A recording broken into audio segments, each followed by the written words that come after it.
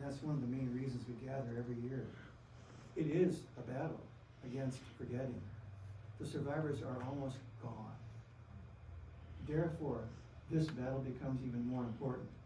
So I thank the congregation for bringing us together once again every year. Do you realize that about 1 year ago, to almost the day, Governor Tony Evers signed the Wisconsin legislation to require the teaching about the Holocaust on the middle school level and the high school level.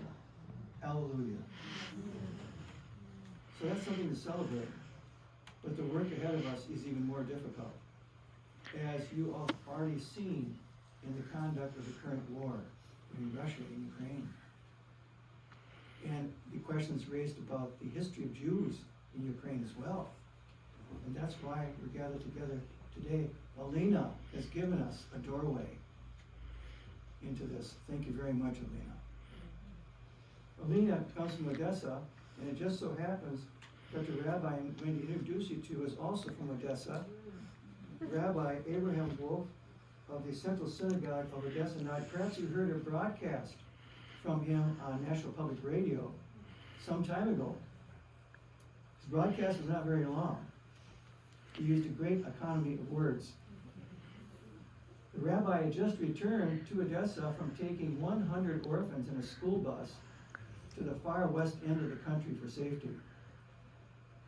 Now, for context, we should note before returning to Rabbi Wolf's remarks that Odessa, the major Ukrainian seaport on the Black Sea, had its own experiences of brutal occupations by foreign powers.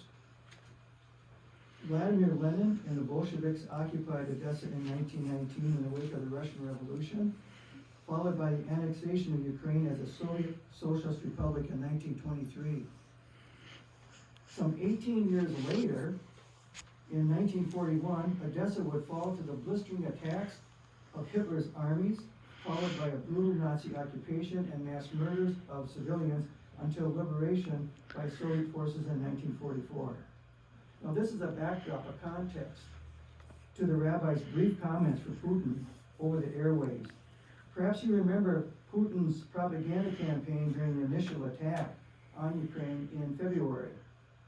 During that time, Putin claimed that Russian troops were rightfully engaged in rooting out Nazis from Ukraine as part of a large-scale denazification effort.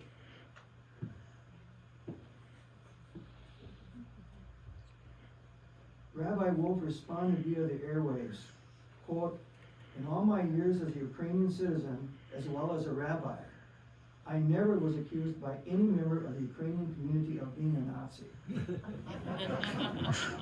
End of quote. Now, we're going to ponder the importance of the rabbi's words at the end of this presentation, so I want you to remember his words. And I want you to keep his thinking in mind as we proceed. With the historical context regarding Joseph Stalin and Adolf Hitler in regard to Ukraine. But to even go there, we've got to define our language. Propaganda is the central concept for this presentation. But there are various ways of defining propaganda. If you go to Webster's, you'll see two definitions. One is the spreading of ideas, information, or rumor for the purpose of helping or injuring an institution, a cause, or a person. Or ideas, facts, or allegations spread deliberately to further one's cause or to do damage to an opposing cause. And from the United States Holocaust Memorial Museum, the definition of propaganda is biased information designed to shape public opinion and behavior.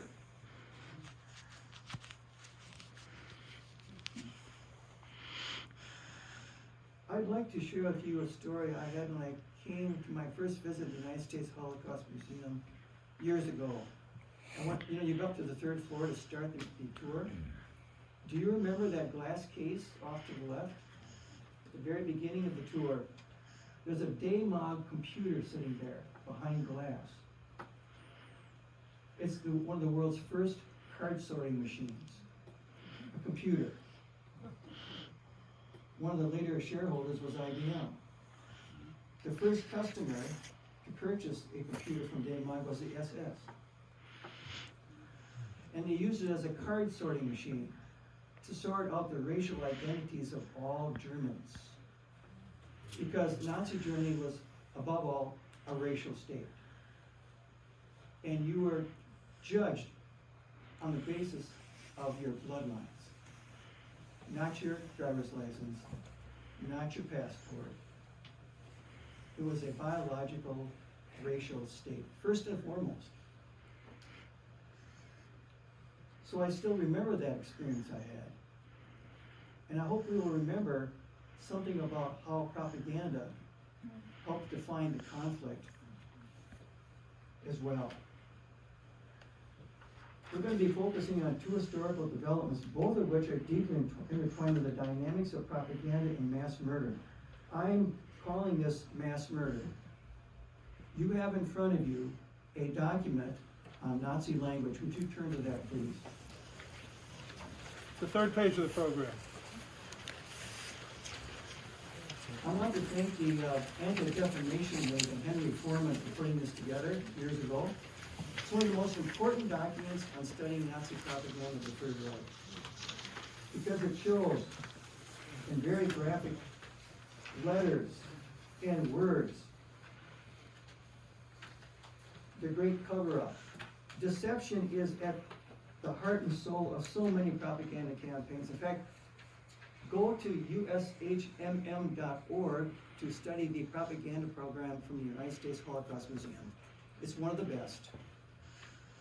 And if you'll see here, on the left-hand side, Foreman writes down 25 Nazi expressions. Each of them means murder. The German word for murder is Mordor. You will not find Mordor amongst the 25. They all mean the same thing. Something to seriously ponder about how that approach to propaganda continues to this day. No, let's not call it murder. Let's call it Aktionen. Missions to kill out and seek Jews, the real meaning, but called actions. To tame it, linguistically tame it, to hide your real intentions. Joseph Goebbels once wrote in his diary, "The bigger the lie, the easier it will be for people to swallow." Joseph Goebbels and Adolf Hitler were students of Machiavelli in the book Prince. They both read that book. Machiavelli was asked by his prince to write a treatise on how one should rule in Renaissance Italy. And as you know, Renaissance Italy was at war a great deal of time between the principalities. So here he is writing for his boss, a prince. And in the book, there's this section that you remember perhaps, when it's considered in this way. What's better for a prince, to rule by love or rule by fear? And Machiavelli very clearly claimed it's always better to rule by fear, because that's how you control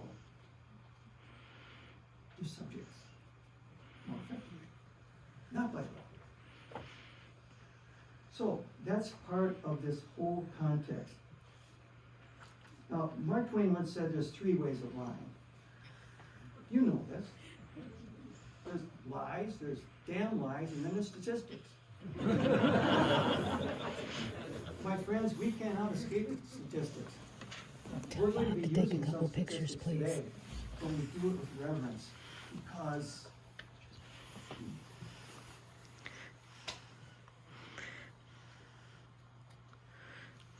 those numbers stand for people who once lived. Historian Timothy Schneider documented the fact that combined, the regimes of Stalin and Hitler were fully responsible for the mass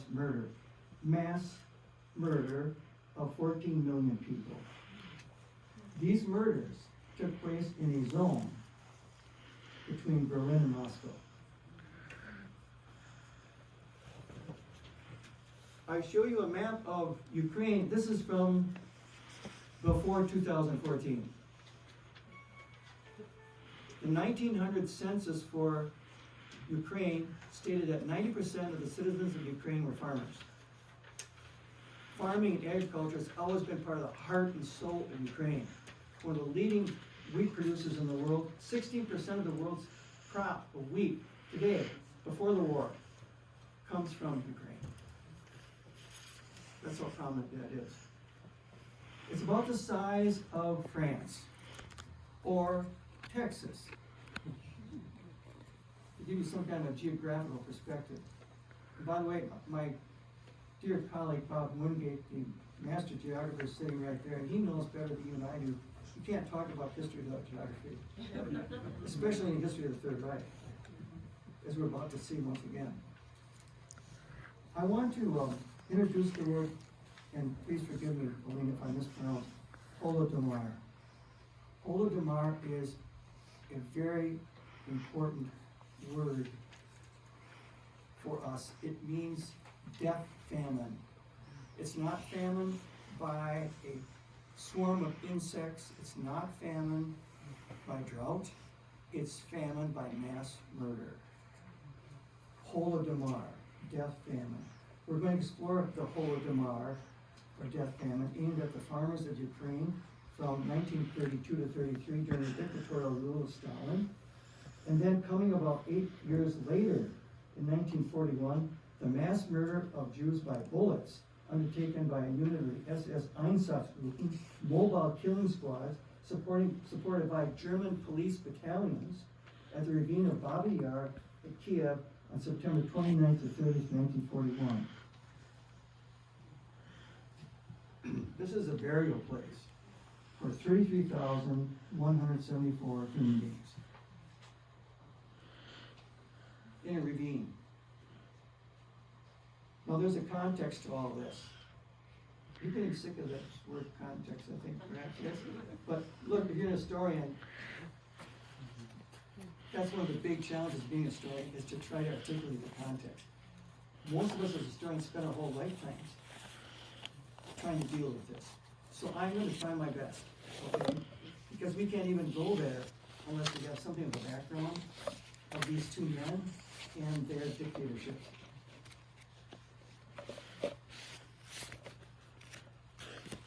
The death famine was aimed at the farmers of Ukraine from 1932 to 33 during the dictatorial rule of Joseph Stalin. And coming about 8 years later, again, we see this returning with Hitler's arrival with his troops. Microphone closer. Okay. So, with Ukraine becoming a Soviet Socialist Republic in 1922, about 10 years later, Stalin decided in 1932 to collectivize the entire agricultural system of Ukraine under the complete control of the Soviet state. He met stiff resistance from farmers who, for generations, operated their wheat farms as private property owners. Stalin's response was to break the back of wheat farmers by a series of brutal, repressive measures aimed at starving them to death. Stalin was also motivated to place wheat production under his control through a harvest quota system with severe consequences for those who did not meet them. An especially brutal blow dealt to wheat farmers by Stalin came when he ordered his NKVD agents, that's a forerunner of the KGB, and Soviet army soldiers to confiscate all seed grain held by the farmers. Now, if you do that to a wheat farmer, you're killing their livelihood. You have to have seed grain to plant for the next year's harvest. So this action by Stalin in one fell swoop took away any remaining capability then for the farmers to plant seeds. Ann Applebaum, in a recent article in Atlantic, October 2017, entitled "How Stalin Hid Ukraine's Famine from the World," had this to say. In the years 1932 to 33, quote, catastrophic famine swept across the Soviet Union. It began in the chaos of collectivization when millions of peasants were forced off their land and made to join state farms. It was then exacerbated in the autumn of 32 when the Soviet Politburo, the elite leadership of the Soviet Communist Party, took a series of decisions that deepened the famine in the Ukrainian countryside. Despite the shortages, the state demanded not just grain, but all available food. At the height of the crisis, organized teams of policemen and local party activists, motivated by hunger, fear, and a decade of hateful propaganda, entered peasant households and took everything edible. Their potatoes, beets, squash, beans, peas, and farm animals. At the same time, a cordon was drawn around the Ukrainian Republic to prevent escape. The result was a catastrophe. At least 5 million people perished of hunger across the Soviet Union, because part of Soviet Russia was also suffering from famine too. Among them were nearly 4 million Ukrainians who died not because of neglect or crop failure, but because they had been deliberately deprived of food. Neither the Ukrainian famine nor the broader Soviet famine were ever officially recognized by the USSR. Inside the country, the famine was never mentioned. All discussion was actively repressed. Statistics were altered to hide it. The terror was so overwhelming that the silence was complete. Could you go to the next slide, please?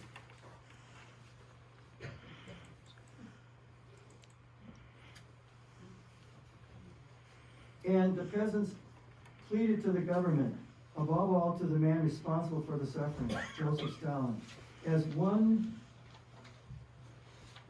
bereft Ukrainian farmer wrote in a letter to the dictator, quote, Honorable Comrade Stalin, is there a Soviet government law stating that villagers should go hungry?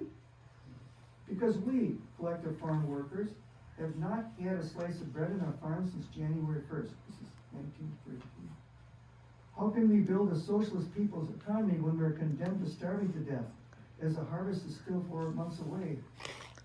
What did we die for on the battlefields? To go hungry? To see our children dying pangs of hunger? End quote. And yes, there was a New York Times reporter named Gareth Jones, at great risk, crossed the border from Greater Russia into Ukraine. He recorded this observation, quote, everyone I talked to were peasants who walked past. They all had the same story. They would say, there's no bread. We haven't had bread for over 2 months. A lot are dying. End of quote. The first village in Ukraine had no more potatoes left, and the store of burak, or beetroot, was running out. They all said, quote, the cattle are dying. Nichevo kormit. There's nothing to feed them with. We used to feed the world, and now we are hungry. How can we sow when we have so few horses left? How will we be able to work in the fields when we are weak from the want of food? But there's something else going on here of a powerful economic nature.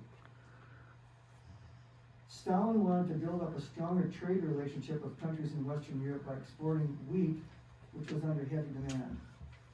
Profits from such trade would offer more economic resources to Stalin to bolster his breakneck development of massive industrialization projects across the USSR.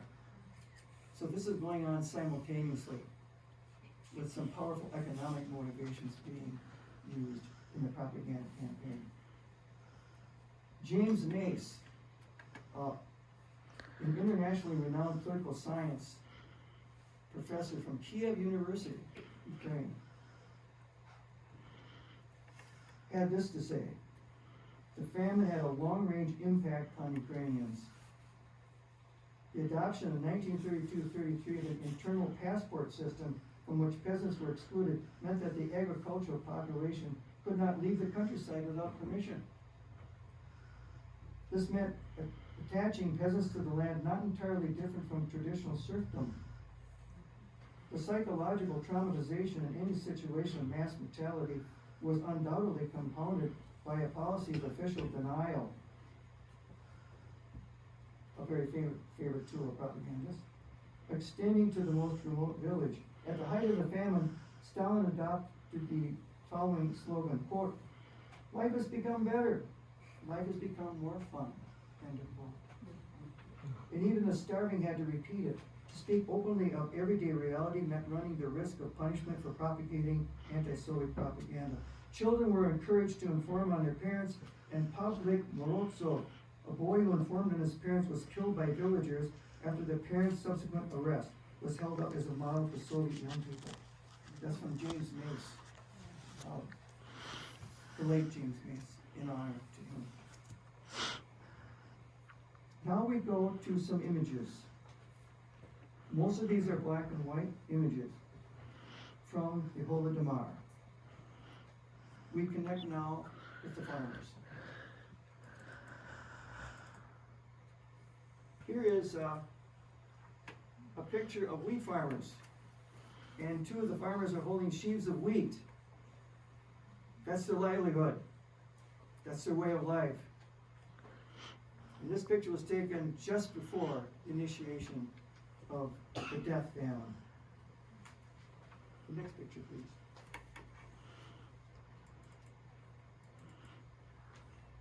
Thank you.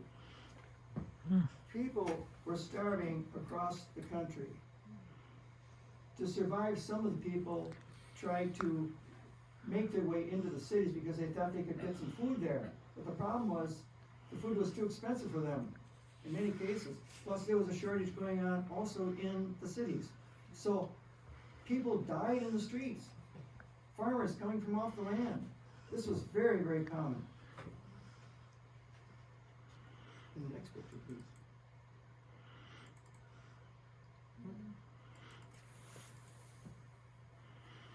I'm sorry, this is rather small. This is in Kiev. This is in the capital city of Kiev. Again, these are such common sights for the age. Fortunately, there were some people who took a risk of taking these pictures as well that we are seeing to this very day. Next picture, please. Here we have a group of farmers desperately trying to share whatever rations they had with their neighbors. These are desperate times. People are dying in such high numbers that they couldn't keep up with the burials. That's also happening in Ukraine, as you know, to this day. Next picture, please. And that was from 1933. Now this picture is taken in a village, and it's powerful for another reason. This is a homeowner leaning over her daughter's body. They're both starving to death. And then another member of the family, perhaps her husband, is laying right there. There's that little path there that goes to their house. They're dying in the front lawn of starvation. Next, please. It's winter time, and the kids are out, and they're digging in the ground, frozen ground, to try to get up potatoes to survive. These are real-life photographs of real-life deaths, famine of the time. And the next picture, please.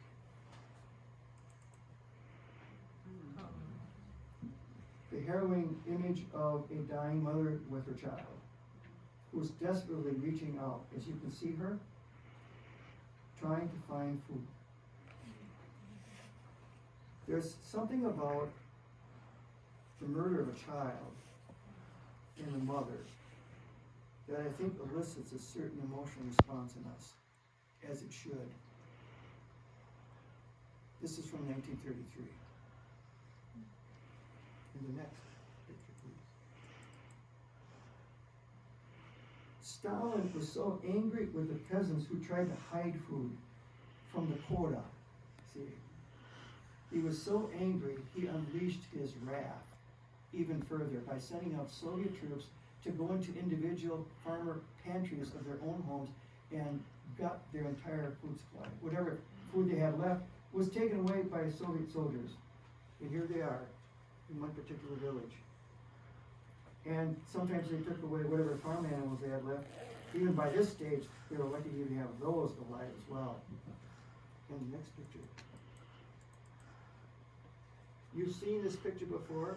Elena showed this picture to us earlier. This tells a story all its own of the starving children. And again, it's even hard with these photographs to capture what happened, as you know. Photographs can only take us so far, but they're windows, and they can teach us a lot about the extent of genocide. Now, if you go into the capital city today, you'll notice there's a building there. It's called the Holodomor Genocide Museum. And we're going to be getting a clip of that a little bit later, I understand. A visit to that museum where there's a survivor who lived through this as a little boy and is still amongst the living today, taught in middle school. So we're going to meet them in just a few moments. We're running over today. Huh? Okay, well, just a second. Well, it might be a time issue. Okay, all right. Well, okay. I'd like to go back to James Mace again. In the wake of the impending collapse of the USSR, and after over half a century of denial, in January 1990, the Communist Party of Ukraine adopted a special resolution admitting that the Ukrainian famine had indeed occurred, cost millions of lives, and had been artificially brought about by official actions, and that Stalin and his associates bore criminal responsibility for those actions. It took that long for Russia to finally admit that this was indeed a genocide. Okay, so I think at this point,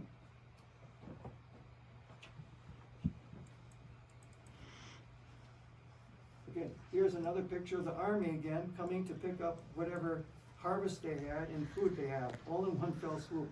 And then there's another picture. These are the red wagons of the Soviet Union. These are from the centralized government. They're called red wagons, and they've been ordered to go up to pick up all of the harvest from the farmers and all remaining food in their pantries. And this is going to feed the factory workers in the Russian cities. So that is the red wagon, which becomes a brutal symbol for what happened to farmers in Ukraine. Okay, now we're going to leave Joseph Stalin for a moment, but not entirely. The mass murder of Jews at Babi Yar. Hitler thought a great deal while he was in prison for serving a one-year prison term for trying to overthrow the Bavarian government. He wrote his book, Mein Kampf, My Struggle, and in there he talks a great deal about Ukraine.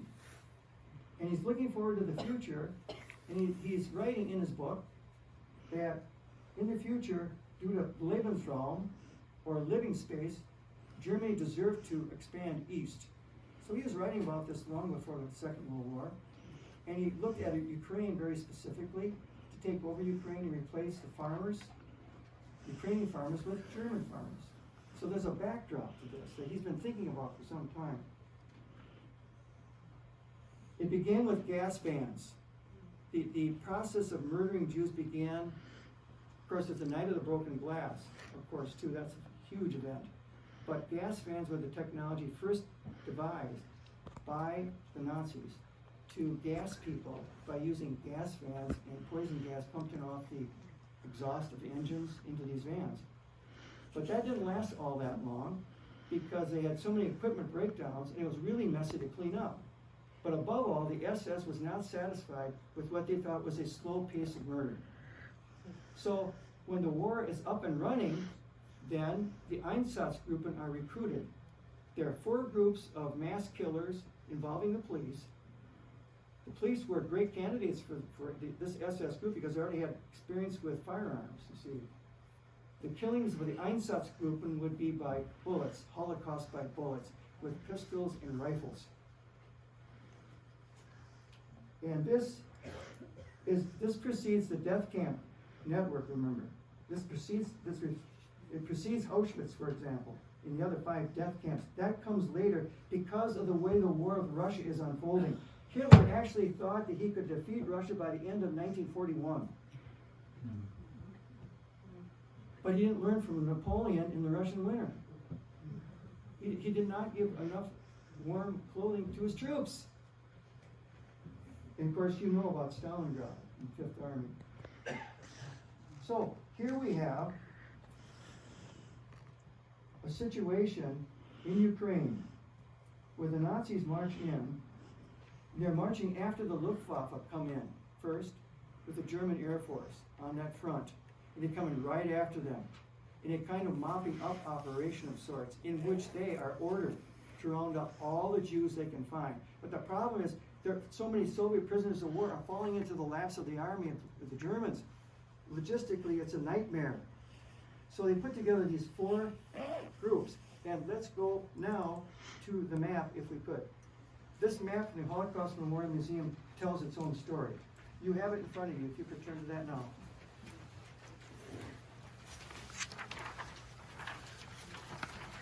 The 4 Einsatzgruppen groups are spread out, and they cover the northwestern corner of Russia, to the far north, all the way to the south to the Crimea. It includes also the 3 Baltic republics, Latvia, Lithuania, Estonia. Also, Eastern Poland, because of the treaty Hitler had with Stalin in the Non-Aggression Pact. That includes Eastern Poland then with the SS, Einsatzgruppen, followed by Belarus, and then also Ukraine and other parts of Western Russia. This is a huge area. And Raoul Hildeberg, the great historian of the Holocaust, did a lot of research on this. 1.3 million Jews were murdered by the SS Einsatzgruppen. This is the war by bullets, guns and rifles. We're about to show you some images here that capture this as well, including 2 color photographs taken by a officer of the German army who was a staff photographer. This is Johannes Hedle. Johannes Hedle was an officer and official photographer in the army, and he was ordered by his higher ups to take some pictures at this site of mass murder. This is a ravine, a huge ravine, and he took a picture of the preparations taken by officials to get ready for the mass murder of Jews at this site. So Hedle took this photograph with the full support of the higher ups, and it gives you a kind of a geographical perspective of how large this ravine was. Next picture. Those who were brought in were forced to take off their clothing and turn over all their belongings to the Nazis. Here we are. Here's one group of people right here. Women, children, men. You see all the clothing there? They're one step away from being murdered. Next picture.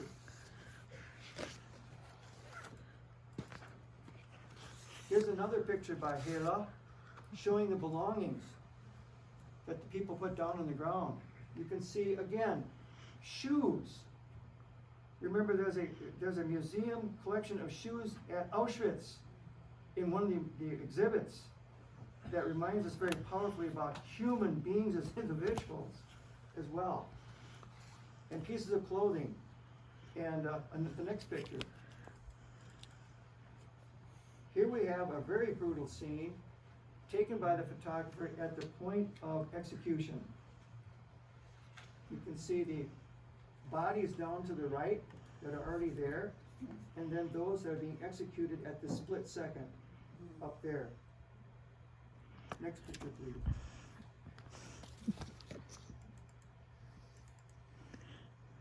You've seen this before. This is one of the most published versions of the photography from Babi Yar of the imminent execution there of a Jewish man by a member of the SS Einsatzgruppen. And there's the pit. Could we get the next picture, please? This shows the German battalion of police. The police played a central role in this entire process because, after all, this was a police state, the Third Reich, and they were involved with this from the very beginning. Here we have the police battalion members going through to pick up valuables off the bodies, including gold from the teeth, gold and silver. All these things were stripped. Next picture, please.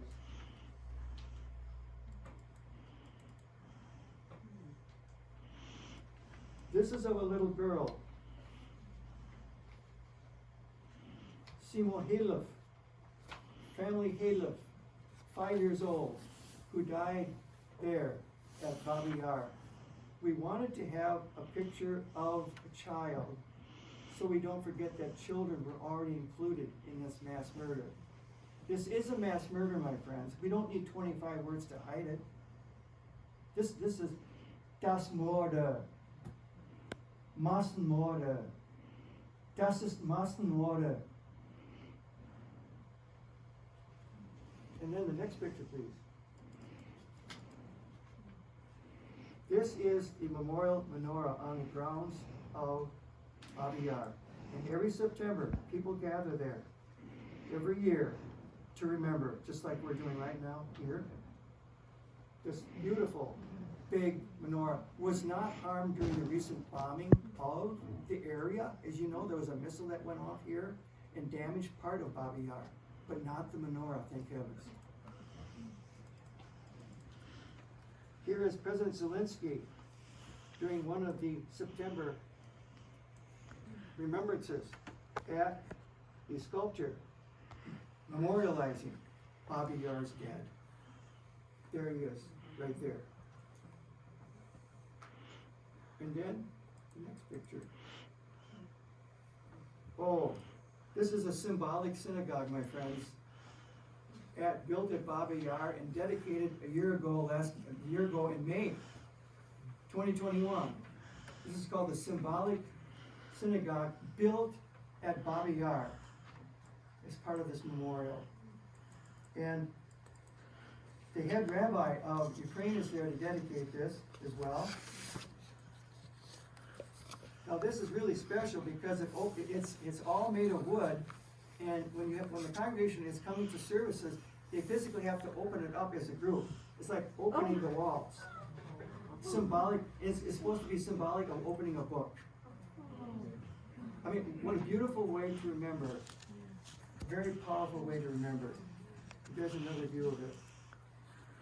So, to close, propaganda made these two mass murders possible. And it took the Soviet Union a long, long time, for example, to come to grips with this. And it took some Germans a long, long time to also come to grips with the scope of the mass murders they were involved with. So that's why we remember Adolf Hitler and Joseph Stalin. We could not even have time to get to the other mass murders of the Polish officers and intelligentsia of Poland in 1940, April, which resulted in the mass murder of 23,000 Poles in eastern Poland. We couldn't even touch that today, but that's part of this. That's part of the history too, and that was covered up also until all the way till 1990. So propagandists rely on us to allow dictators to do our thinking for us. And now this has become even more important. Why was Rabbi Wolf's response to Putin so important to our discussion today?